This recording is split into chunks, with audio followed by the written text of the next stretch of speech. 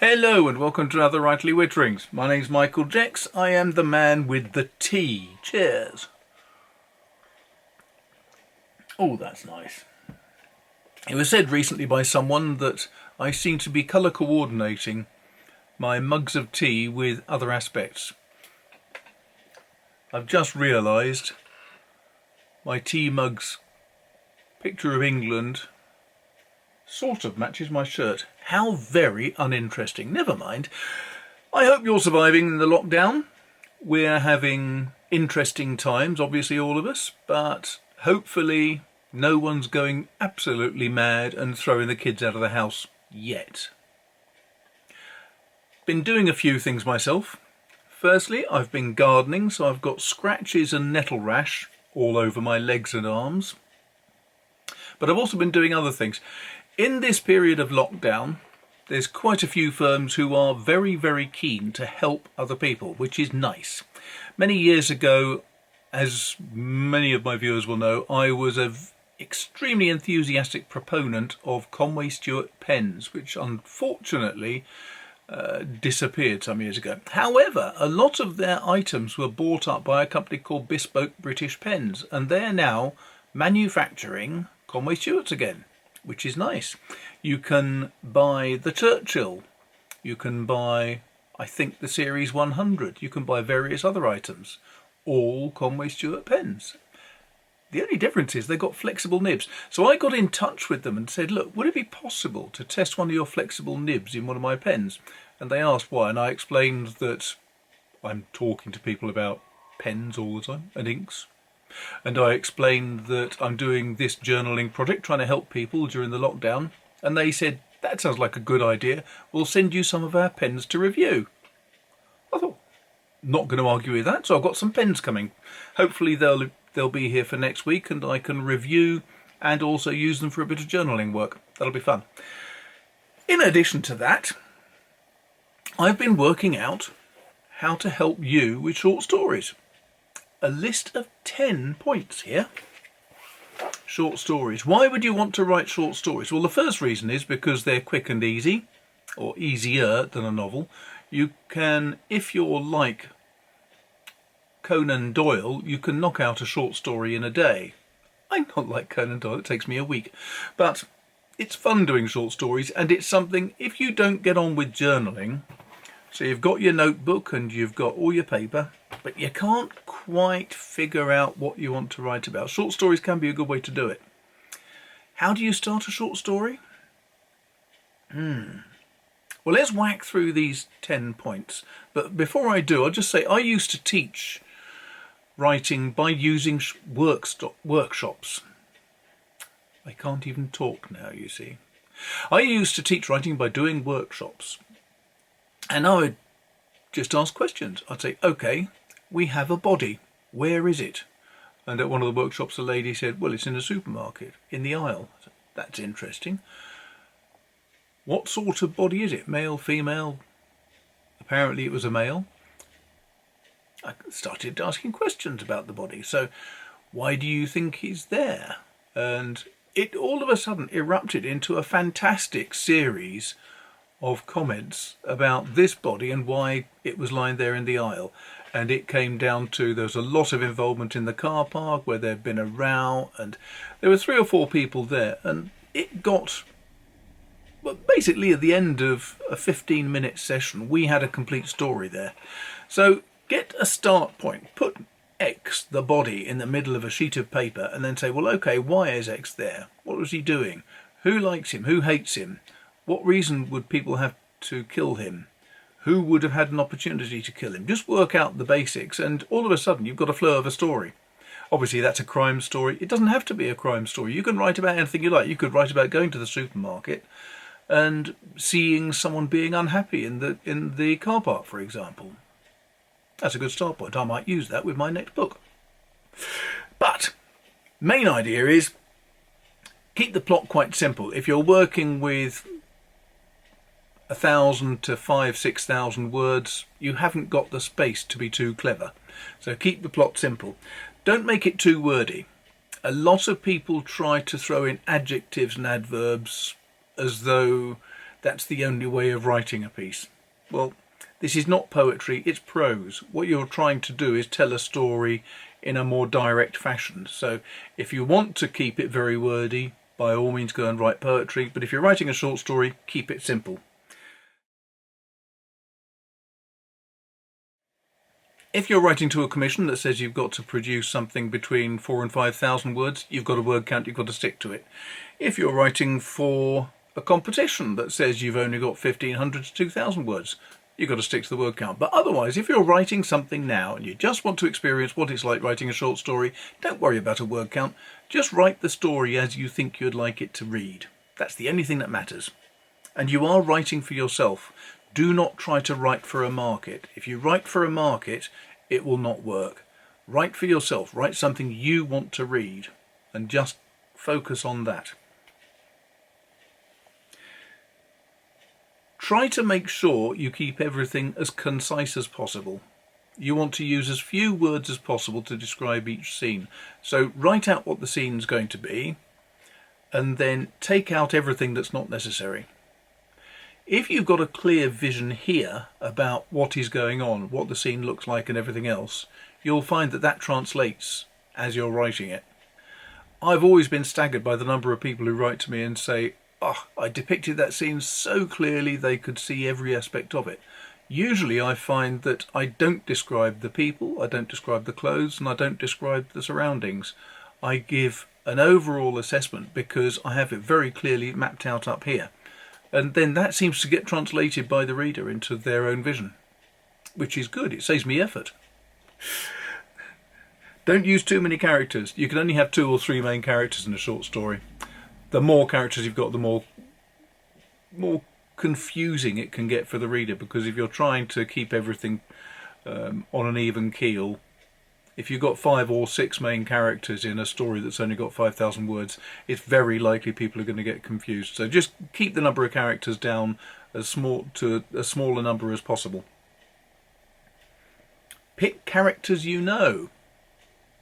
Don't tell them you've done this, but take aspects of people you know really well, friends, family, neighbours, whoever it might be. If you're writing with someone's face in mind, if you're writing with someone's general characteristics in mind, it makes it a great deal easier for you to be able to focus in on them when you're writing. When you're trying to write a short story, and if you haven't written before, sometimes it's really useful to just pick a scene, something that appeals to you. Now, one scene that I've used a few times is one from an experience I had. I was walking across a bridge in London and there was a woman walking towards me who had a conversation on the phone while she was walking past me. She was in the opposite direction. I only caught a couple of snippets, but it was enough to lead me to a complete short story, just trying to imagine who it was she was talking to, what she was talking about, what was driving her potty that day. There was a lot, apparently. I needed that. I should just apologise. If you noticed me looking a little bit confused, it's because somebody from just up the road was outside my window waving at me immediately behind the camera there. I ignored her. Right. If you're writing a crime story, then think of 3 explanations. And even if it's not a crime story, it's a good idea to have 2 or 3 different directions that the story can go in, which are then absolutely relevant and coherent, but it means you can distract the reader by leading them along one track before suddenly doing a complete U-turn and taking them in a different direction. Readers like that. I don't know why. It's very odd. When you're doing a short story, sometimes it can be useful to use that same approach, having 3 solutions to the short story. If you're going to do that, write each of them out. So you'll write a short story and then you write the ending, 3 different types, and see how each of them works. Just see how they feel to you apart from anything else. Sometimes I think I've got a brilliant solution at the end of a crime book and I write it out and it doesn't work at all. And I don't know why, so I write 2 or 3 other options and usually it's one of the less highly regarded initially options that tends to be the one that works best. The last thing is find your beginning, find your actual start point. Sometimes, as with the scene when I saw the woman on the phone walking across a bridge, it can be quite an obvious one. But very often it won't be. Very often, for example, as a crime writer, I will very often start with a murder. I'll start with a dead body, because I was once told that every crime book should have a dead body within the first 50 pages. Doesn't always work that way, because as with Agatha Christie, for example, she would often give you all of the background information in the first 100 odd pages, and then suddenly you'd be confronted with a dead body around page 100.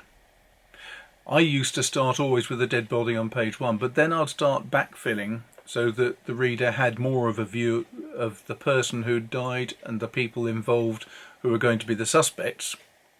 And that meant in one book, for example, the dead body didn't appear till page 120. Most of my books it's a lot earlier, but there's no hard and fast rule about how you actually have to construct a story. They are not dependent on rigid constructions, so you mustn't have the body after page 60, for example. No, nonsense. Crime stories are the same as any other type of novel, and you can have the body, you can have the main aspects of conflict wherever you want to put them. What is important, however, with a short story, is that you must have an immediate beginning that drags the reader in, almost kicking and screaming. You must have some sort of a start point that is immediately attractive. Could be attractive for positive or for negative reasons, doesn't matter which, but you need to have a start point that will immediately grip, and then it rockets on hopefully from there, unless you're writing something totally different, in which case you can start it as you want. But still, finding your beginning is one of the most important aspects, and then obviously finding the ending as well. But the main thing about short stories is there are no hard and fast rules. These are all just 10 tips to try to get your creative juices flowing. Hopefully it will help a little bit. Now, that I think is probably enough about short stories. And I have to write one, as well as 4 book reviews. Ow. Next time, hopefully I'll be able to talk about Conway Stewart pens. In the meantime, I've been absolutely shocked by the number of people who are fascinated by my history of my little Rolex watch, that one, which I put out last week. And because of that, I thought maybe I'll do another video just about my fob watches, because I've got one watch that was bought as a present for me by my wife, which is delightful and still works, and that's a fascinating little watch actually in terms of Dartmoor. And then I've got a second watch which was one of my grandfather's, which sadly doesn't work because the tiny minuscule thin fusee chain is broken. Needs a new one. Don't know where I'm going to get that from, nor does the local watchmender. But I thought they could be interesting. In the meantime, if there's any other things that you'd like me to talk about in terms of journaling, writing short stories, writing novels, getting a synopsis down, any of those things, do please drop a note down at the bottom where there's a comment section. You'll like that. It's a very useful place. I do respond to comments as quickly as possible. It may not be the same day because it depends on what I'm doing at the time or whether I'm in the middle of something else. But drop your comments down there. If you'd like to help support this channel, please go down to the link for the Patreon site where you can support the channel. And if you really enjoyed this, hit the subscribe button, hit the bell button if you want to be notified of future videos, and like it and share it and all those good things which you know all about, so I won't bother going into any detail. And apart from that, thank you very much for watching, and I'm going to return to my cup of tea now. Happy journaling, happy short story writing, happy whatever you're doing-ing, and I'll speak to you soon. Cheers.